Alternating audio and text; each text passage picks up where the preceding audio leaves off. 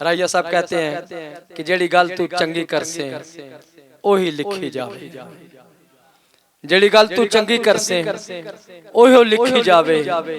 पंजे वक्त तू पढ़े नमाजा ओ भी रब लिखावे, पंजे वक्त तू पढ़े नमाजा ओ भी रब लिखावे। कोई जेर जबर ना इत्थे ना है कोई पुलेखा। जेर जबर को भाई मायना के ऊंचा और नीचा, कमजोर और ताकतवर, इन बातों को उन्होंने लिया और कहा कोई कोई जेर जबर ना इत्थे ना है कोई पुलेखा। पूरा पूरा लिखिया जावे हर किदा इत्थे लेखा। कोई जेर जबर ना इत्थे ना है कोई पुलेखा। पूरा पूरा लिखिया जावे हर किदा इत्थे लेखा। जेड़ा लेखा ना खोले इत्थे, जेड़ा लेखा ना खोले इत्थे ओहे विच खसारे। उसनु इतना वक्त ना मिलदा और ही कम प्यारे।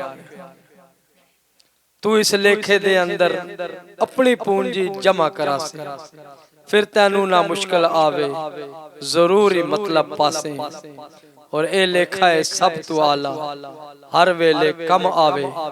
वक्त नेजादे ए लेखा नाल कबर दे जावे। ए लेखा है सब तू आला हर वेले कम आवे। वक्त नेजादे ए लेखा नाल कबर दे जावे। और विच हशर दे ए लेखा राया तेरा अगे अगे जासी।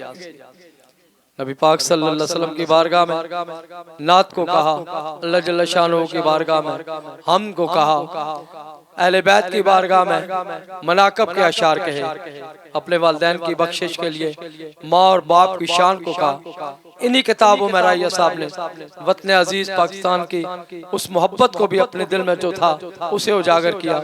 अपने मुर्शिद करीम की बारगाह में भी लाइनें पढ़ी, लेकिन सब चीजों का निचोड़ एक बार आकर कह दिया कि विच हशर दे ए लेखा राइया तेरा अगे अगे जासी। उत्थे सख्त तश लगी होसी ए तैनू कौसर तक पहुंचासी। उत्थे सख्त तश लगी होसी ए तैनू कौसर तक पहुंचासी।